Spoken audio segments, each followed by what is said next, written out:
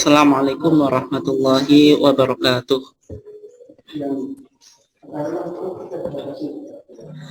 Alhamdulillahi wahdah wassalatu wassalamu ala man la nabiyya ba'dah, amma ba'd. Yang saya hormati Ketua PCM Kota Bojonegoro dan seluruh jajarannya, kemudian bapak-bapak dan ibu-ibu sekalian, jamaah ketarjian baik yang berasal dari Kota Bojonegoro maupun yang berasal dari luar Kota Bojonegoro yang dimuliakan Allah. Alhamdulillah, pada kesempatan ini kita masih dipertemukan oleh Allah Subhanahu wa taala di dalam kajian ketarjian rutin bersama PCM Kota Bojonegoro dalam keadaan sehat walafiat. Salawat dan salam semoga tetap terlimpahkan kepada junjungan kita Nabiullah Muhammad SAW, keluarganya, sahabatnya, dan seluruh orang yang mengikuti sunnahnya sampai hari kiamat. Jamaah sekalian yang dimuliakan Allah, insya Allah pada kesempatan malam hari ini kita akan mencoba mengkaji dan mendiskusikan topik yang cukup penting untuk kita coba pahami dan ilmui, yaitu yang berkaitan dengan moderasi beragama dan fatwa-fatwa tarjih seputar perayaan Natal. Nah, kenapa kok topik ini perlu untuk kita angkat?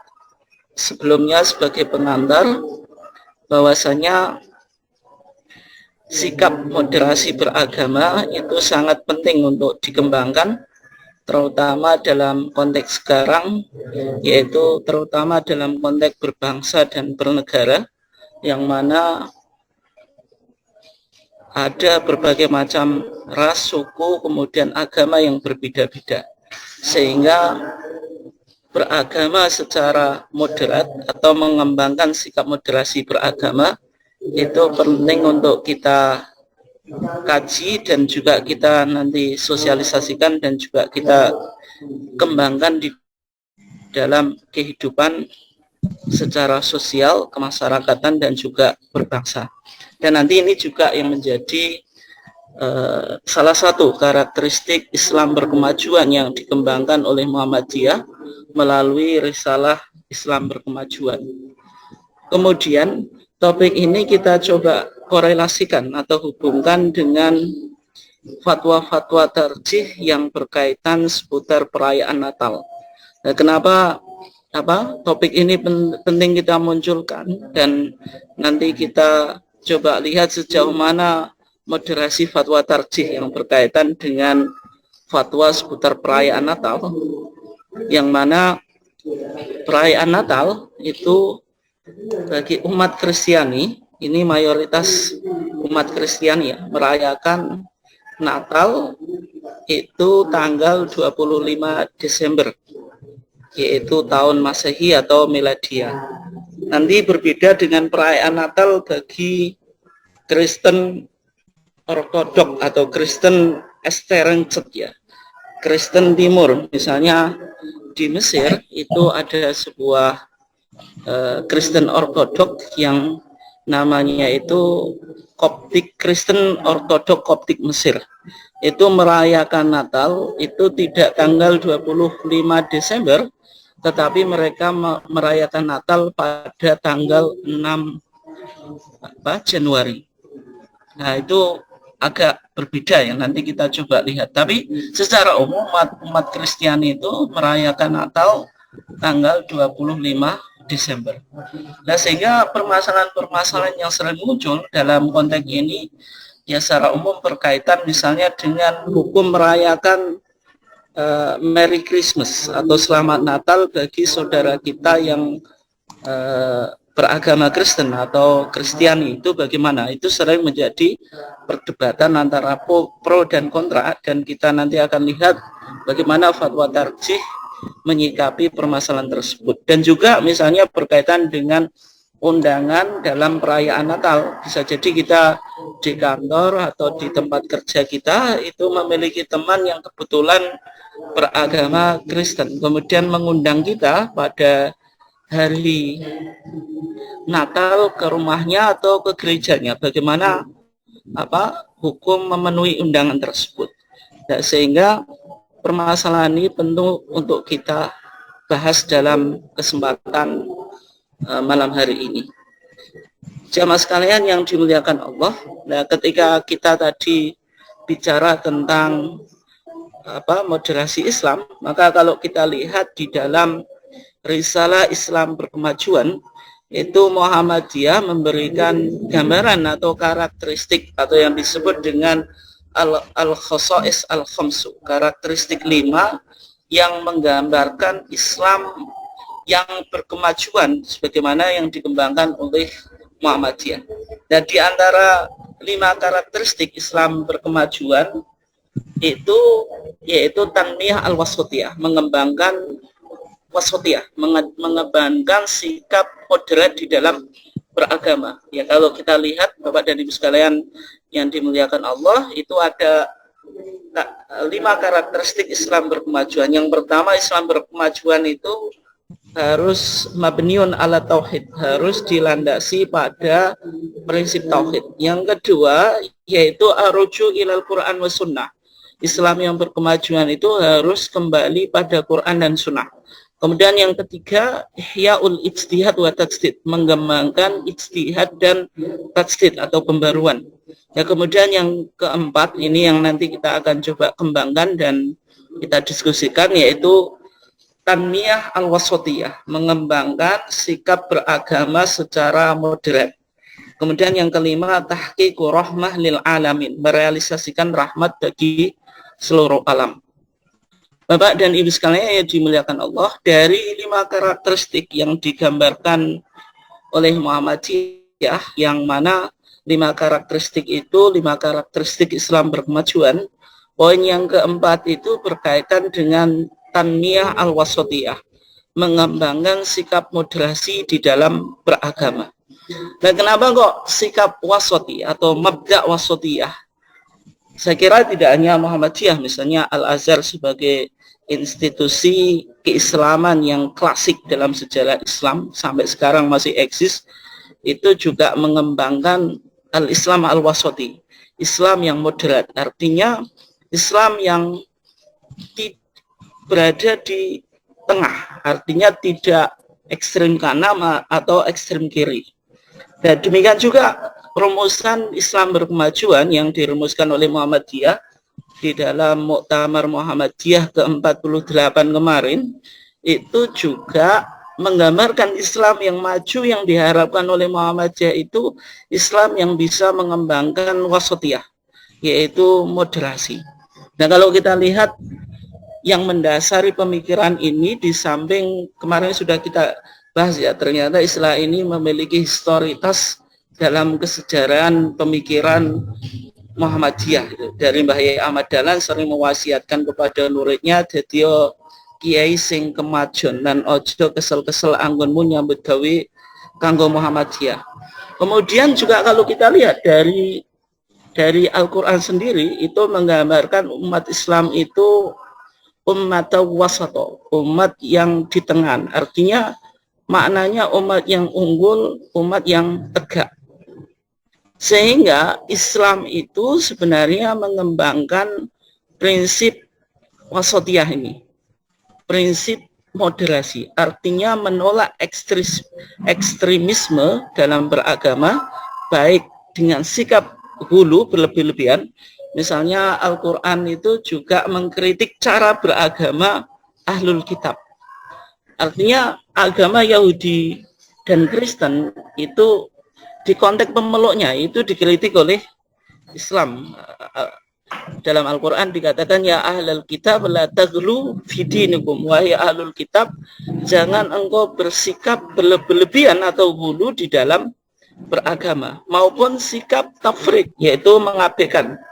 Nanti kita coba diskusikan ya. Artinya cara beragama yang hulu, berlebihan atau ekstrim, baik ekstrim kanan maupun ekstrim kiri, itu selalu dikritik oleh Al-Quran.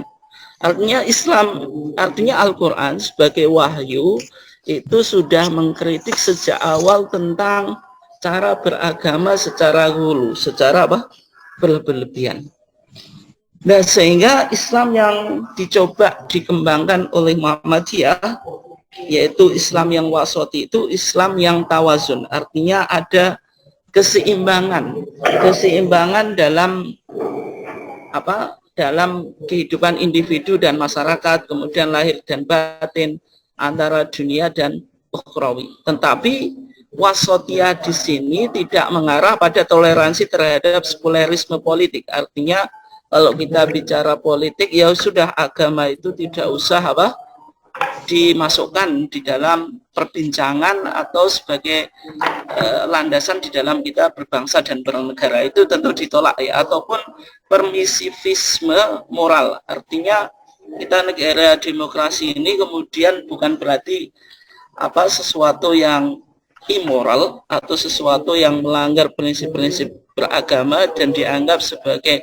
etika-etika yang tidak baik karena mungkin itu disepakati atau berdasarkan suara mayoritas kemudian dianggap baik. Dan semacam itu tentu apa ditolak oleh Muhammadiyah.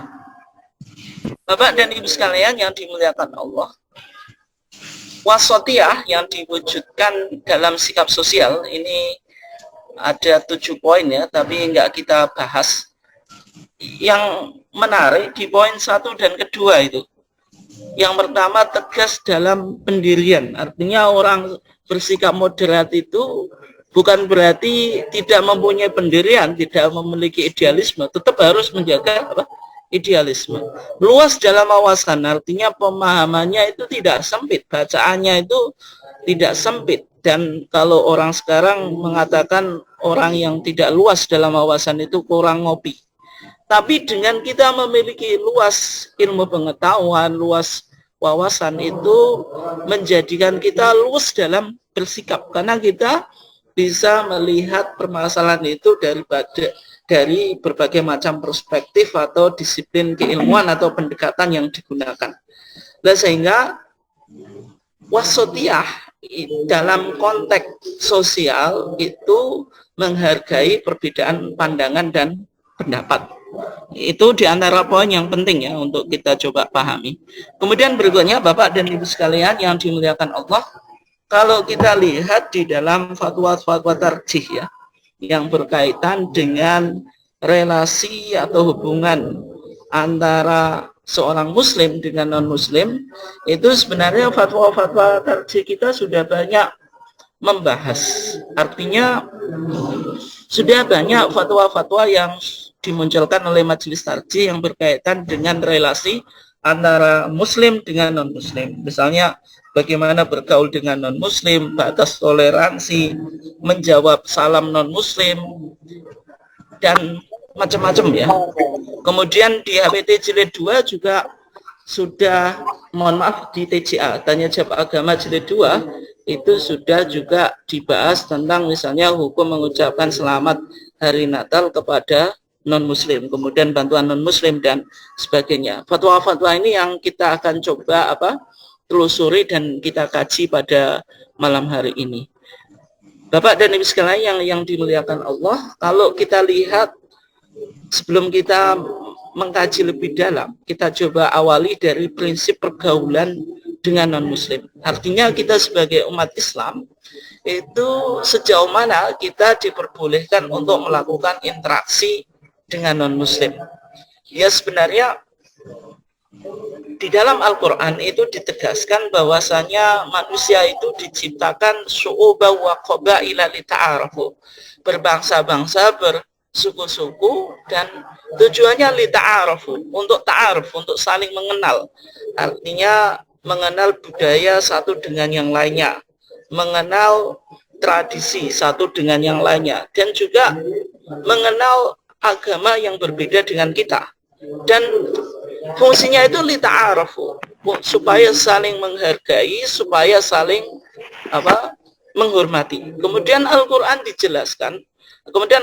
menjelaskan ketika manusia itu diciptakan syu'uba wa qabaila dengan tujuan lita'arafu, lam itu lita'lil ya, memberikan arti alasan. Kemudian Allah Subhanahu wa taala mempertegas siapa sebenarnya manusia itu yang paling mulia. Manusia itu kemuliaannya tidak ditentukan dari perbedaan background dia berasal, tetapi inna akramakum indallahi atqakum. Sesungguhnya orang yang paling mulia di antara kamu adalah statusnya di sisi Allah. Itu. Sejauh mana nilai ketakwaan dia di hadapan Allah. Nah, kalau dalam konteks interaksi atau muamalah duniawiyah, artinya kita boleh melakukan hubungan dengan non-muslim selama itu tidak berkaitan dengan ritual ibadah, selama itu tidak ada kaitannya dengan wilayah ibadah makhdoh atau juga berkaitan dengan akidah. Sehingga Al-Quran memberikan guidance, semacam panduan atau semacam kaidah yang kita cukup hafal ya. Ayatnya Allah Subhanahu wa taala mengatakan lakum dinukum waliyadin. Lakum dinukum, bagimu agamamu, waliyadin, dan bagiku, maksudnya bagi Nabi Muhammad, waliyadin, bagiku agamaku. Ini ayat ini berkaitan dengan atau sababun nuzulnya atau historical background, sebab yang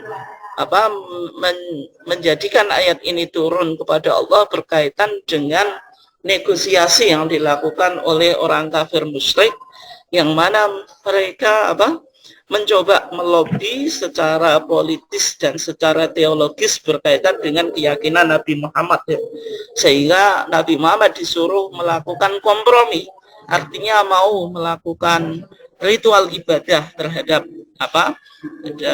Tuhan-Tuhan orang kafir Quraisy. Demikian juga orang kafir Quraisy mau menyembah Allah Subhanahu wa taala. Nah, semacam itu dipertegas oleh Al-Qur'an dengan tadi jawaban lakum dinukum waliyadin.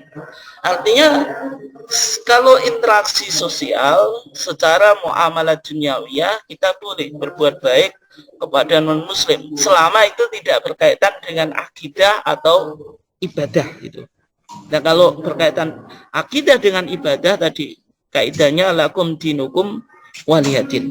Tetapi Bapak dan Ibu sekalian yang dimuliakan Allah, terkadang di dalam kita beragama itu terkadang juga terjadi semacam paksaan dari agama yang lain, karena agama yang lain itu juga agama dakwah, artinya mereka juga menyebarkan agamanya gitu, sehingga bisa jadi terjadi perdebatan. Nah, ternyata Al-Quran juga menggariskan ya, bagaimana kalau misalnya terjadi jidal atau mujadalah atau perdebatan atau diskusi dengan ahlul kitab, maka Al-Quran tetap mengedepankan prinsip bagaimana memperlakukan ahlul kitab itu secara baik dan tetap kita hormati. Maka Al-Quran mengatakan wala tujadilu ahlal kitabi illa billati hiya ahsan, wala tujadilu, dan janganlah engkau berdebat ahlul kitabi kepada ahlul kitab illa billati hiya ahsan, kecuali dengan tata cara yang baik. Illa alladzina dzalamu minhum, tetapi dikecualikan bagi orang-orang yang melakukan kezaliman di antara mereka. Artinya prinsip menghormati keyakinan, prinsip menghargai dan tidak melanggar hak-hak orang lain itu tetap diajarkan oleh Islam.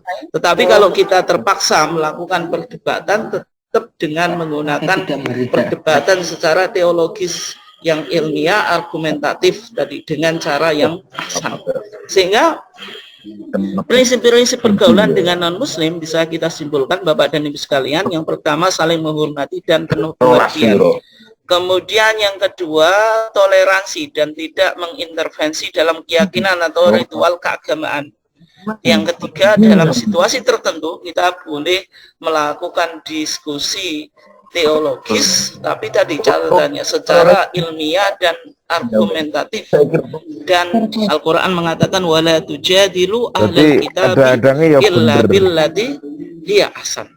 Bapak dan Ibu sekalian yang dimuliakan Allah, nah selanjutnya kita coba lihat bagaimana bagaimana fatwa tarjih yang berkaitan dengan mengucapkan Merry Christmas atau Selamat Hari Natal, atau misalnya orang Kristen yang ada di Arab, misalnya di Mesir itu mengatakan Id Milad Yasu'a al-Masih gitu.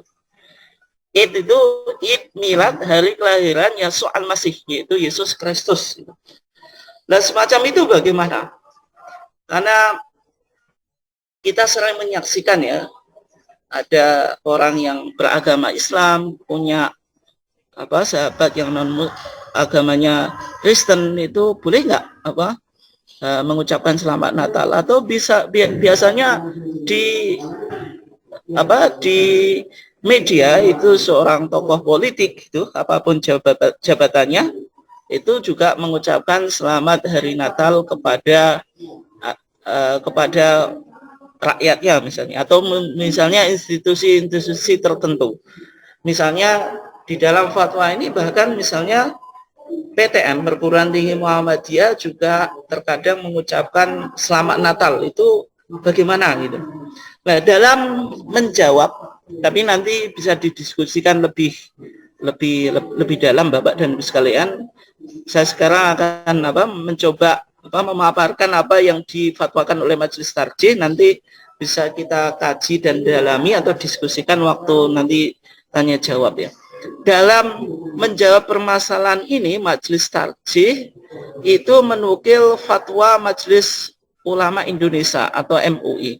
Kenapa kok kita temukan, Bapak dan Ibu sekalian yang dimuliakan Allah, terkadang fatwa tarjih itu justru menukil fatwa yang sudah difatwakan oleh MUI, Majelis Ulama Muhammadiyah. Biasanya Majelis Tarjih melakukan penukilan fatwa-fatwa dari MUI itu kalau melihat permasalahan itu memang harus difatwakan oleh lembaga fatwa yang bisa menaungi dari berbagai macam ormas. Artinya kalau misalnya fatwanya itu dari Muhammadiyah saja melalui Majelis Tarjih mungkin kurang kuat, karena fatwa Majelis Tarjih itu secara umum berlaku secara internal. Tapi dalam konteks Selamat Hari Natal itu butuh lembaga fatwa yang dianggap otoritatif, dan fatwa itu bisa dipakai oleh berbagai macam organisasi sosial keagamaan yang ada di Indonesia, ya misalnya dari MUI. Maka kalau kita lihat di dalam fatwa MUI yang berkaitan dengan hukum mengucapkan selamat hari Natal, itu ada beberapa poin ya. Yang pertama, sebenarnya umat Islam itu boleh melakukan kerjasama dan bergaul dengan umat-umat agama lain. Artinya hal yang berkaitan dengan keduniaan itu tidak masalah umat Islam melakukan interaksi atau pergaulan dengan non-Islam. Kemudian yang kedua, umat Islam tidak diperbolehkan mencampurkan agama dan akidah, atau dalam konteks akidah dan ibadah maka tidak boleh dicampur adukkan. Sebagaimana ayat yang sudah kita baca tadi di surah Al-Kafirun tadi, lakum dinukum waliyadin. Kemudian yang ketiga, status Isa Al-Masih ibn Maryam itu sudah jelas dalam bahasa Al-Quran, dalam akidah Islam, bahwasanya Isa ibn Maryam itu Abdullah wa Rasuluh, adalah hamba Allah dan Rasulnya. Tidak boleh dianggap statusnya melebihi posisinya sebagai Abdullah, misalnya sebagai Allah atau ilah. Kemudian wa Rasuluhu melebihi dari statusnya sebagai Rasulullah. Itu sudah clear dalam Al-Quran. Kemudian yang ketiga berkaitan dengan prinsip ketauhidan. Agama Islam itu termasuk monotheistic religion, agama yang mengakui bahwasanya Allah itu wahid, Allah itu adalah ahad, satu. Artinya ketauhidan di dalam Islam itu jelas. Dan di sini artinya umat Islam tidak boleh melakukan syirkun. Lawan dari tauhid adalah syirkun, kesyirikan. Ya, di antara bentuk kesyirikan, misalnya memposisikan Isa Al-Masih itu sebagai Ibnullah, sebagai anak Allah, baik secara metaforis maupun secara hakiki. Itu nanti ini perdebatannya Bapak dan Ibu sekalian, karena bisa jadi saudara kita yang beragama Kristen itu meyakini Isa itu Ibnullah itu bukan secara hakiki tetapi secara metaforis. Kalau di dalam Al-Quran baik Ibnullah itu dipahami secara metaforis maupun secara hakiki atau secara literal, majazi atau hakiki, itu tidak, artinya tidak boleh. Oke. Kemudian yang ketiga tadi prinsip Islam, yang kemudian yang kelima, Islam itu mengajarkan bahwasanya Allah itu ahad atau satu, itu tidak boleh diduakan. Nah, sehingga yang keenam, umat Islam itu di dalam beragama harus berusaha untuk menjauhkan diri dari yang syubhat, sesuatu yang samar-samar. Al halalu bayyinun wal haramu bayyinun wa bainahuma umurun mustabihatun la ya'lamuhunna katsirun minan nas. Yang halal jelas, yang haram jelas. Antara halal dan haram itu umurun mustabihatun, ada perkara-perkara yang rempang antara halal dan haram itu. La ya'lamuhunna katsirun minan nas, yang banyak orang tidak mengetahuinya. Sehingga prinsip ini dipakai di dalam agama Islam, sehingga dalam ulama atau ahli fikih itu merumuskan salah satu cara mengambil hukum, ada metode yang disebut saddu dzari'ah, yaitu tindakan preventif atau mencegah tindakan yang menuju kepada kemaksiatan atau destruktif. Maka ada sebuah kaidah yang cukup populer di kalangan para ahli fikih, yaitu dar'ul mafasid muqaddamun ala jalbil masoleh. Menolak kerusakan itu lebih diprioritaskan daripada menarik kemaslahatan. Ini kaidah yang yang dipakai dalam konteks bagaimana kita memblokade atau mencegah supaya sesuatu kemaksiatan itu tidak terrealisasi gitu, atau tidak bisa terjadi. Nah, berdasarkan 6 poin di atas, maka Majelis Ulama Indonesia memfatwakan perayaan Natal di Indonesia, meskipun tujuannya merayakan dan menghormati Nabi Isa, akan tetapi Natal itu tidak dipisahkan dari berbagai macam 6 poin yang sudah disebutkan tadi. Artinya 6 poin itu harus diperhitungkan. Kemudian yang kedua, mengikuti upacara Natal bersama bagi umat Islam hukumnya haram. Ini fatwa MUI ya, artinya kita sebagai umat Islam ya tidak usah cara kita toleransi kepada umat Kristiani dengan ikut merayakan Natal. Ya cukup kita menghormati, tidak mengganggu keyakinan dan juga perayaan Natal, itu sudah cukup. Tidak perlu kita dengan atas nama toleransi beragama kita merayakan Natal bersama. Artinya Natal bersama, nanti umat Islamnya juga bareng-bareng ikut merayakan Natal misalnya di gereja, itu itu dikatakan haram. Kemudian yang C, agar umat Islam tidak terjerumus kepada syubhat dan larangan Allah, dianjurkan untuk tidak mengikuti kegiatan-kegiatan perayaan Natal. Ya. Maka dari fatwa ini, khususnya poin yang B, itu mengikuti perayaan Natal haram hukumnya. Sedang mengucapkan selamat hari Natal dapat digolongkan pada fatwa poin C, sesuatu yang dianjurkan untuk tidak dilakukan, karena ini dengan tadi prinsip saddu dzari'ah atau prinsip menolak sesuatu yang berpotensi kepada kemaksiatan atau kesyirikan. Ini yang difatwakan oleh MUI yang berkaitan dengan tadi hukum mengucapkan selamat hari Natal kepada saudara kita Kristiani yang beragama Kristen. Kemudian berikutnya, Bapak dan Ibu sekalian yang dimuliakan Allah, di dalam kita bertetangga itu mungkin kita memiliki tetangga yang beragama Kristen ya. Biasanya dalam hari Natal mereka juga kadang-kadang mengundang kita atau memberikan kita hadiah ya, karena mereka tadi merayakan Natal. Dan bagaimana hukum makanan hari Natal gitu? Nah, kalau kita lihat di dalam fatwa tarjih itu,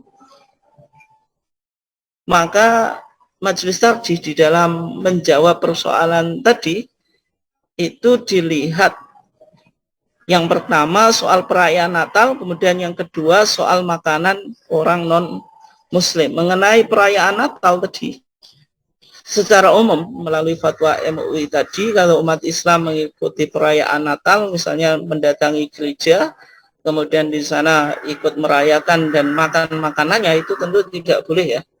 Dan kemudian yang kedua, kalau dalam perayaan itu tidak ada acara yang sifatnya ritual, tidak mengikuti misa Natal, ya, misalnya tetangga kita menghadiahkan kue atau apa-apalah gitu. Ya, kalau semacam itu maka boleh dimakan, tetapi kalau yang disuguhkan itu misalnya berkaitan dengan sesuatu yang haram.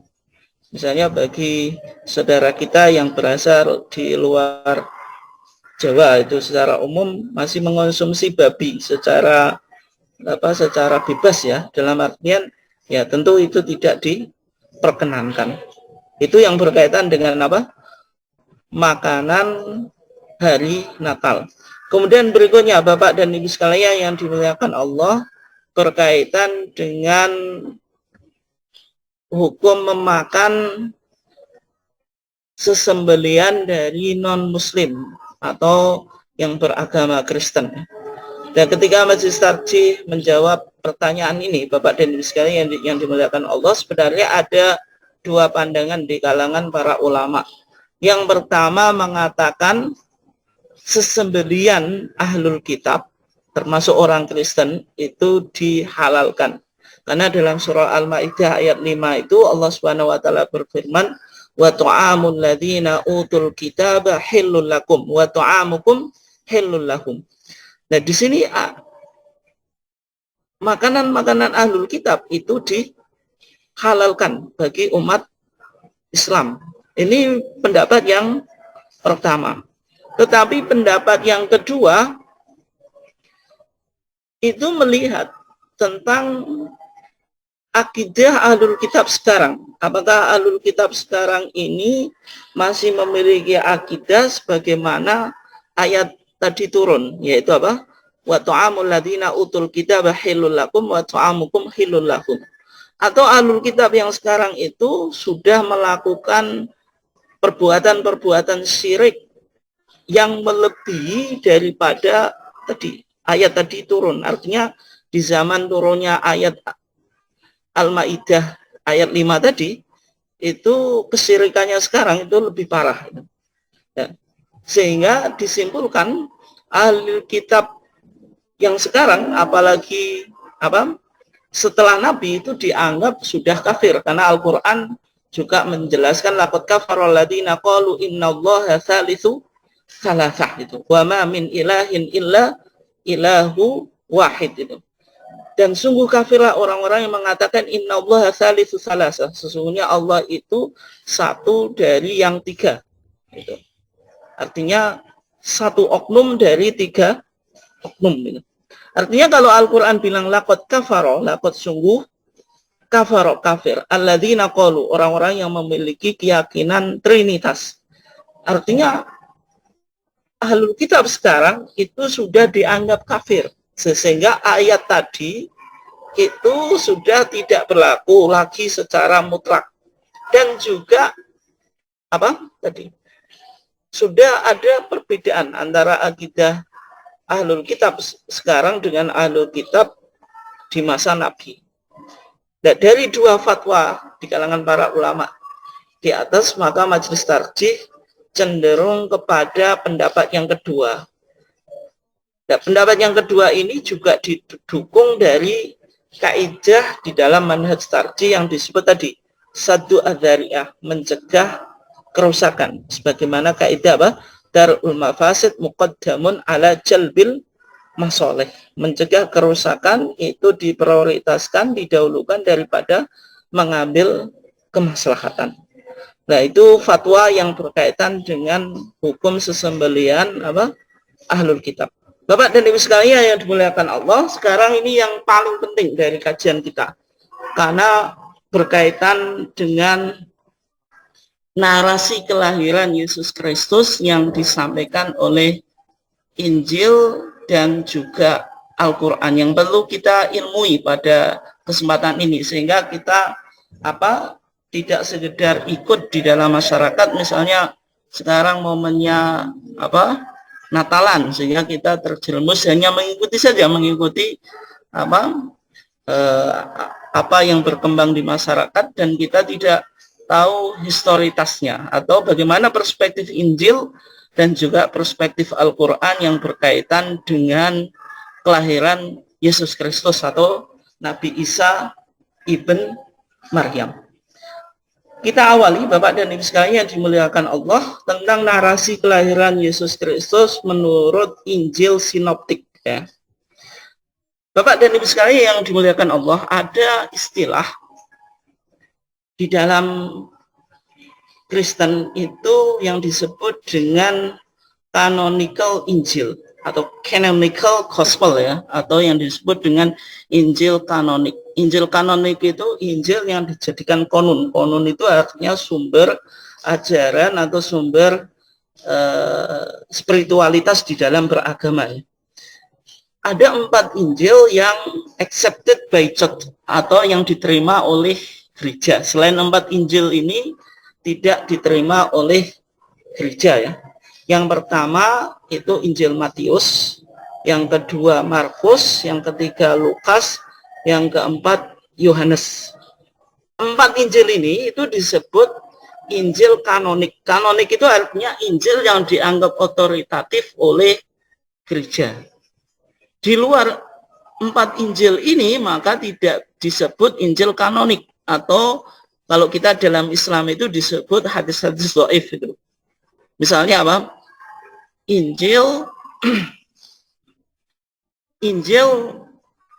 Yosef gitu, atau misalnya Injil Barnabas, the Gospel of Barnabas. Ini Injil yang banyak dikaji oleh sarjana Muslim yang karena dianggap narasi Injil Barnabas itu mendekati narasi Al-Quran, ya.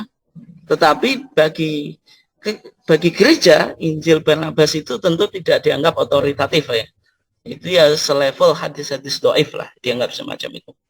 Nah, kembali ke tadi, dari Injil Sinoptik, Injil yang diterima oleh Kristen,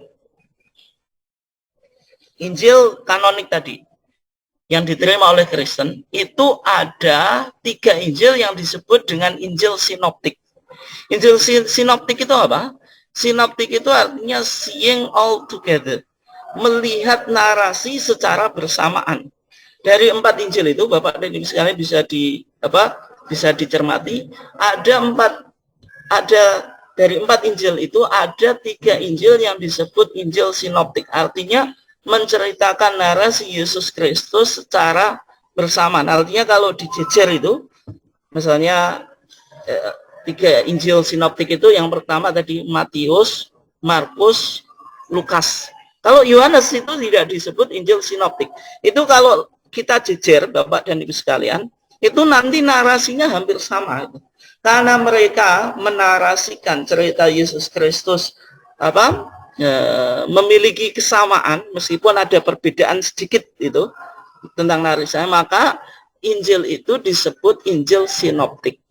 Dari 3 Injil Sinoptik tadi, Matius, Markus, dan Lukas, yang menceritakan tentang kelahiran Yesus, itu hanya 2 Injil. Yang pertama yaitu Matius, yang kedua Lukas. Sedangkan Markus itu tidak, gitu. Karena mengawali ceritanya itu langsung maksudnya mengawali risalah Yesus Kristus itu dari pembaptisan John Pembaptis itu, atau Yohanes Pembaptis, ya. Nah, dari 2 Injil ini, antara Matius dan Lukas, itu ketika bicara tentang kelahiran Yesus, itu menarik, Bapak dan Ibu sekalian yang dimuliakan Allah. Saya apa saya mulai dari Injil Matius ya. Misalnya di sini saya menggunakan The Arabic Bible. Itu Bible yang berbahasa Arab yang disebut dengan Alkitab Al-Muqaddas. Ini Tarjamatus Smith Van Dyck atau Smith Van Dyck version. Nah, kitab Muqaddas ini penting Bapak dan Ibu sekalian yang dimuliakan Allah. Karena ini kitab Muqaddas itu yang dipakai di dunia Arab. Misalnya di mana di Mesir itu pakai kitab Muqaddas yang terjemah Smith Van Dyck itu ada berbagai macam versi, tapi ini yang paling populer. Demikian juga Bapak dan Ibu sekalian, misalnya kalau lihat terjemahan LAI, Lembaga Alkitab Indonesia, itu memiliki banyak versi itu. Dan dalam bahasa Inggris pun ada berbagai macam versi Bible itu. Ada King James, ada New International Version, ada macam-macam lah gitu. Nah, misalnya di dalam tadi Bible yang bahasa Arab ini penting ya, karena sekarang ada Kristen yang berbaju Arab sehingga kita harus banyak tahu tentang kalau Injil itu juga ada yang berbahasa Arab gitu. Artinya yang berbahasa Arab itu tidak hanya Al-Qur'an. Sehingga kalau ini dilantunkan pun misalnya dilakukan, ditilawahkan, itu kita tidak terkecoh. Oh, ini ternyata bukan Al-Qur'an, ini ini Injil. Nah, misalnya di Injil Matius ya, di Al-Ashah Athani atau pasal yang kedua. Itu dikatakan walamma wulida Yasu fi baiti lahmil Yahudiyah. Maka tatkala Yesus itu dilahirkan fi baiti lahmil Yahudiyah, di Baitul Laham atau Bethlehem al-Yahudiyah, kota Yudea. Fi ayami Herodes al-Malik, di masa Kaisar Herodes. Ini nanti jenengan catat ya. Berarti Injil Matius memberikan narasi bahwasanya Yesus itu lahir pada saat kekaisaran siapa? Herodes. Herodes ya. Idza majusun minal masyriq qad ja'u ila Yerusalem. Tiba-tiba ada orang Majusi atau Magi people kalau bahasa Inggrisnya. Majusi itu penyembah api. Minal masyriq, dari timur. Qad ja'u ila Yerusalem. Datang ke Yerusalem. Qailin, mereka mengatakan aina huwal maulud malikul Yahud. Di mana anak yang dilahirkan Malikul Yahud, rajanya orang Yahudi, maksudnya Yesus Kristus. Nah, kenapa kok orang Majusi yang datang dari timur itu mendatangi kota Urushalim atau Yerusalem, kota Nabi Daud? Karena fa innana ra'ayna najmahu fil masyriq, karena kami mengetahui najmahu, bintangnya fil masyriq, di timur. Berarti ketika itu orang Yahudi, orang Majusi itu dari timur mendatangi kota Yerusalem tadi karena melihat bintang. Artinya bintang itu kan memberikan cahaya, Bapak dan Ibu sekalian. Bintangnya itu, dengan melihat bintang itu dia bisa mendatangi kota Yerusalem. Ini poin yang penting Bapak dan Ibu sekalian. Artinya ketika itu terbit bintang. Wa ataina linas judalahu, dan kami mendatangi kota Yerusalem tadi supaya mendapatkan anak yang dilahirkan tadi, linas judalahu, supaya kami bisa bersujud kepadanya. Nah, di sini yang menjadi catatan Bapak dan Ibu sekalian, Yesus Kristus menurut Injil Matius itu dilahirkan pada masa Raja Herodes. Yang kedua, ada orang Majusi yang datang dari timur mendatangi kota Yerusalem mencari bayi yang dilahirkan yang dianggap Malikul Yahud, yaitu Raja Yahud.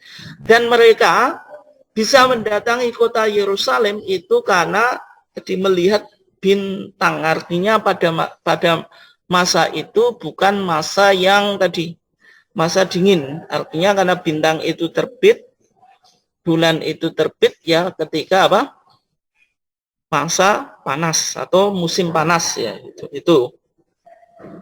Itu apa kesaksian tadi Injil Matius. Sekarang Injil Lukas, Bapak dan Ibu sekalian. Di pasal yang kedua, Ashah Athani juga. Wa fitil kal ayam sodaro amrun min Augustus.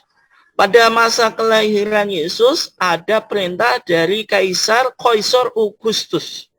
Ini kalau Injil Matius bilang rajanya itu Herodus, kalau Injil Lukas itu pada masa Kaisar apa? Agustus, yaitu Kaisar Romawi itu. Jadi kalau Lukas itu Injil yang ketiga, Bapak dan Ibu, dari Injil apa? Dari Injil kanonik itu. Karena tadi Matius, Markus, kemudian apa? Lukas. Bi ayyuk tataba kullul maskunah. Ada perintah atau instruksi dari Kaisar Agustus supaya orang yang hidup di kota Yerusalem dan sekitarnya atau yang dikuasai oleh Romawi itu didata atau dilakukan apa sensus. Karena Romawi itu Bapak dan Ibu sekalian sejak dulu itu ahli di dalam administrasi kenegaraan atau ilmu tata negara, mereka sudah ahli. Yang kedua dalam apa? Pencatatan pajak gitu. Sehingga cerita-cerita Injil itu sudah ada sensus, ada juga pencatatan pajak gitu. Wahadil iktitab al-awwal jaro itkana Quirinius walius Suria. Sensus ini terjadi ketika Quirinius itu apa gubernur kota Suria gitu, Suria. Fadhabal jami'u liyuqtatabu. Maka semua penduduk ketika itu, maksudnya penduduk Yahudi yang berada di kekuasaan Romawi itu harus melakukan sensus. Kullu wahidin ila madinatihi. Semuanya harus disensus sesuai daerah asalnya. Fasa'ida Yusuf aidan minal jalil min madinati Nasirah ilal Yahudiyah. Ini penting Bapak Ibu. Yusuf itu tunangannya Maryam. Maryam itu Mary, Yusuf itu Joseph atau Yesus ya. Atau Yusuf ya, gitu. Itu dari kota Jalil atau Galilea. Galilea itu min Madinati Nasirah. Dari kota Nasirah atau Nazaret ya. Sehingga Yesus itu kan dari kata Nazaret. Nazaret itu bahasa Arabnya Nasirah, sehingga agamanya disebut Nasoro itu. Ilal Yahudiyah, ke kota Yudea. Ila Madinati Dawud, yaitu kotanya Nabi Dawud, Allah itu yang disebut Baitalahmin, yang disebut Bethlehem. Likaunihi min baiti Dawud wa asyirati, karena Yusuf dan Maryam itu termasuk silsilah keturunannya itu dari Nabi Dawud. Karena ketika itu Maryam itu kan sudah tunangan dengan Yusuf itu, tetapi belum nikah, karena orang di zaman dulu itu tunangannya dengan nikahnya itu cukup lama ya. Sebagaimana sekarang di Mesir itu antara nikah dengan tunangan itu jaraknya cukup lama. Nah, karena Maryam itu sudah dipinang oleh Yusuf, kemudian Maryam itu hamil. Dan Yusuf sebenarnya ingin meninggalkan Maryam karena didatangi oleh Roh Kudus bahwasanya bayi yang akan dikandung itu dari Roh Kudus dan nanti akan melahirkan seorang anak yang bernama Yesus Al-Masih atau Yesus Kristus. Akhirnya tetap dia setia, tidak meninggalkan Maryam. Nah, di sini yang menjadi catatan ada sensus yang dilakukan oleh Kaisar Agustus kepada semua orang Yahudi yang berada di kekuasaannya, dan setiap orang harus dicatat sesuai dengan genealoginya atau dari genealoginya dari mana. Karena Yusuf dan Maryam itu keturunannya Dawud. Dawud itu orang Yahudi atau raja Yahudi itu, Nabi Dawud itu, dan kotanya itu adalah Bethlehem. Maka Yusuf dan Maryam yang tinggal di Jalil. Jalil itu Galilea ya. Dari provinsi Nazaret itu harus melakukan sensus di Yudea atau yang disebut apa? Kotanya Nabi Daud atau yang disebut juga namanya dengan apa? Baitulaham atau Bethlehem. Nah dari sini Bapak dan Ibu sekalian yang dimuliakan Allah, jadi dalam Injil Lukas itu menarasikan bahwasanya kelahiran Yesus itu terjadi pada saat apa? Adanya sensus yang dilakukan oleh Kaisar Agustus itu. Oke, Bapak dan Ibu sekalian yang dimuliakan Allah. Kemudian Injil Lukas juga memberikan narasi atau menjelaskan peristiwa yang lain. Wa kana fi tilkal qura ru'atun mutadabbadina yahrusuna hirasati al-laili ala ra'iyatihim. Intinya, di malam kelahirannya Yesus ada ru'at. Ru'at itu para pengembala kambing yang mereka lagi menjaga gembalanya atau kambingnya. Fa idza malaku rabbi waqafa bihim, tiba-tiba ada seorang malaikat yang berdiri gitu. Ketika itu mereka apa? Ketakutan gitu. Kemudian malaikat itu berkata kepada para penggembala tadi, la takhafu, jangan takut. Faha ana ubasyirkum bi farahin azimin yakunu li jami'is sya'b gitu. Saya memberikan kabar kepadamu dengan kegembiraan yang sangat luar biasa bagi keselamatan semua bangsa itu. Yaitu apa? Kelahiran Yesus Kristus. Intinya Bapak dan Ibu sekalian, di sini ada peristiwa saat malam kelahirannya Yesus Kristus, para pengembala kambing itu sedang mengembalakan apa? Dombanya. Nah, sehingga kita simpulkan Bapak dan Ibu sekalian yang dimuliakan Allah, ini kesimpulan kita ya. Kalau kita lihat dalam narasi kelahiran Yesus menurut Injil Sinoptik tadi. Injil Sinoptik itu ada 3 tadi, yaitu Matius, Markus, dan Lukas. Tapi dari 3 Injil Sinoptik yang bicara tentang kelahiran Yesus itu Injil Matius dan Injil Lukas.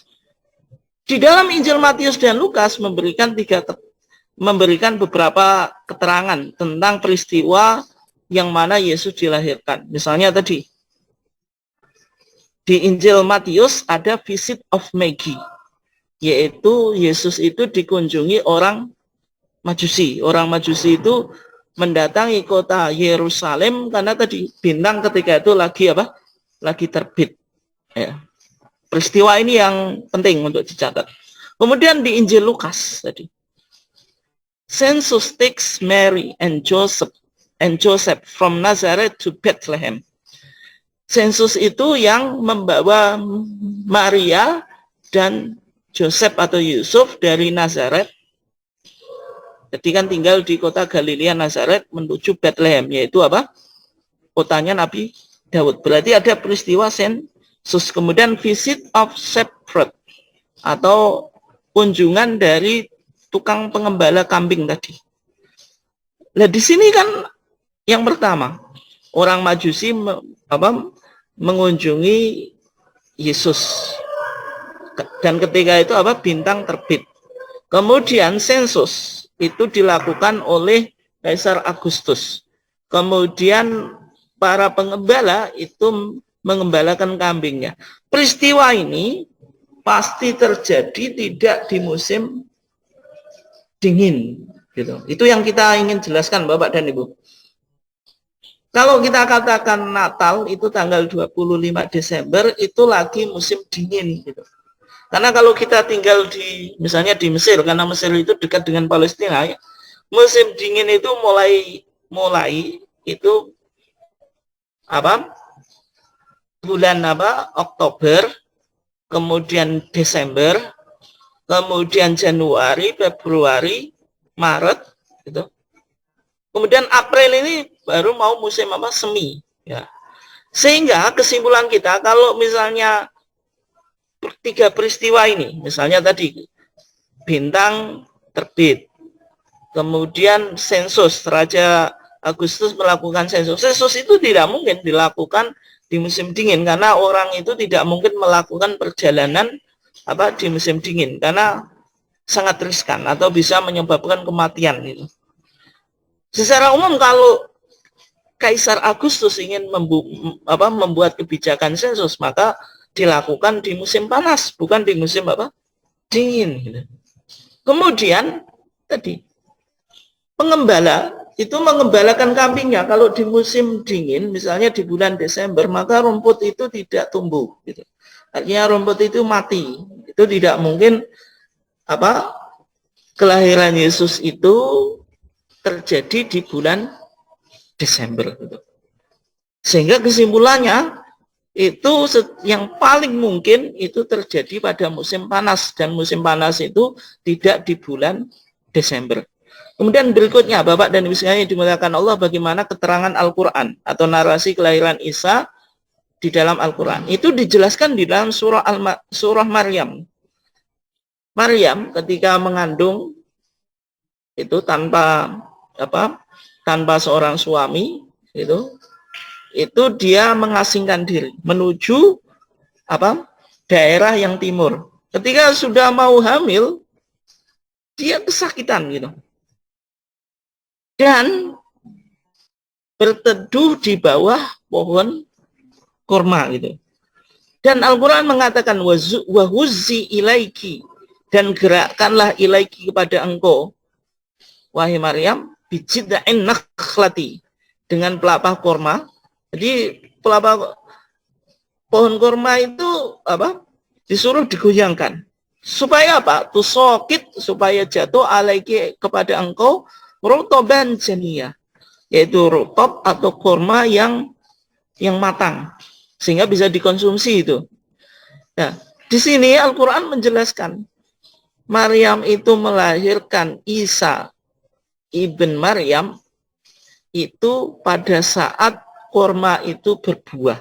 Artinya kalau kurma itu berbuah tidak mungkin terjadi di musim dingin, yang jelas musim panas. Sehingga kesimpulannya Bapak dan Ibu sekalian, meskipun Injil, baik Injil Matius, kemudian Injil Lukas dan Al-Quran itu ada perbedaan dan persamaan, tetapi semuanya menarasikan peristiwa kelahiran Yesus itu tidak mungkin terjadi di musim dingin.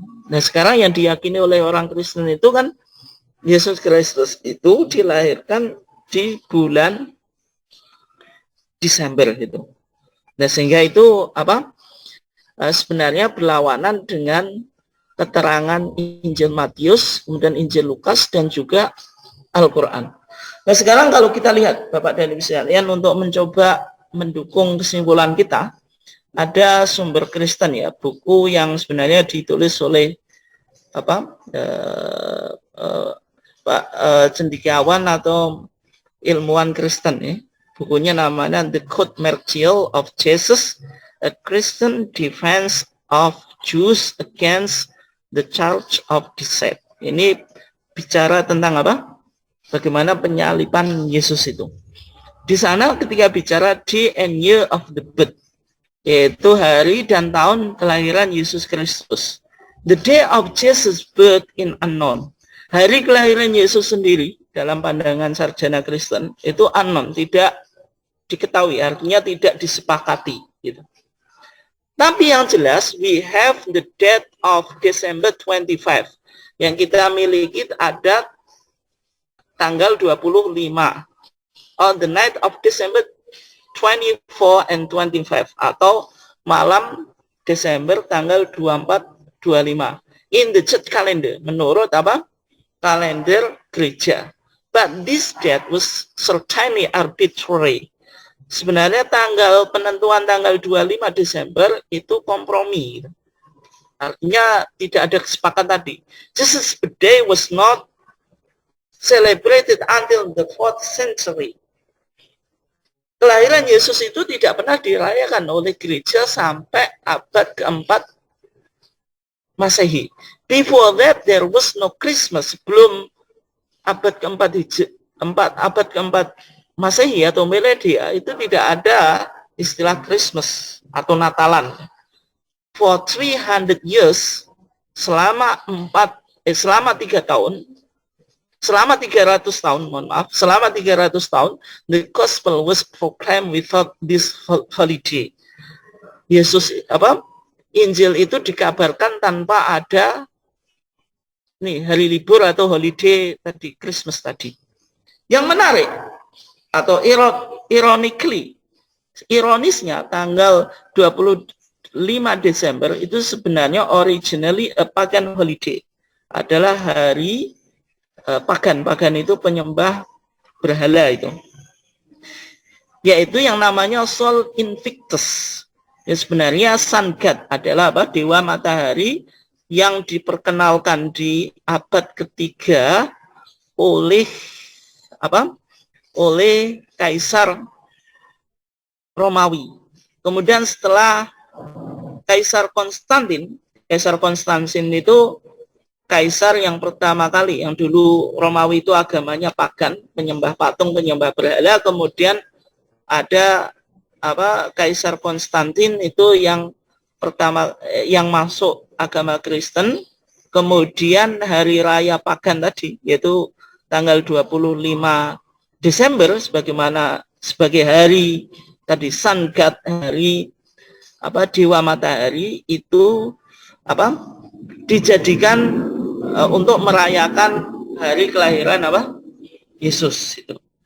Kemudian yang di bawah ini ya, yang saya cepat saja, intinya the Eastern Church atau Gereja Timur itu merayakan kelahiran Yesus itu tidak di 25 Desember tetapi justru di 6 Januari. Ini artinya ada perbedaan ya. Ini sebenarnya panjang tapi saya nggak mungkin menjelaskan word by word, satu kata demi kata. Saya kesimpulannya dari buku ini juga mengkritik ya tentang penentuan tanggal 25 Desember sebagai hari kelahirannya Yesus atau miladnya atau maulidnya Yesus Kristus. Itu dikritik juga oleh sarjana Kristen karena memang bertentangan dengan narasi dari Al-Qur'an maupun atau narasi dari Injil tadi, baik Injil Matius dan Injil Lukas, dan juga di dalam Al-Qur'an sendiri juga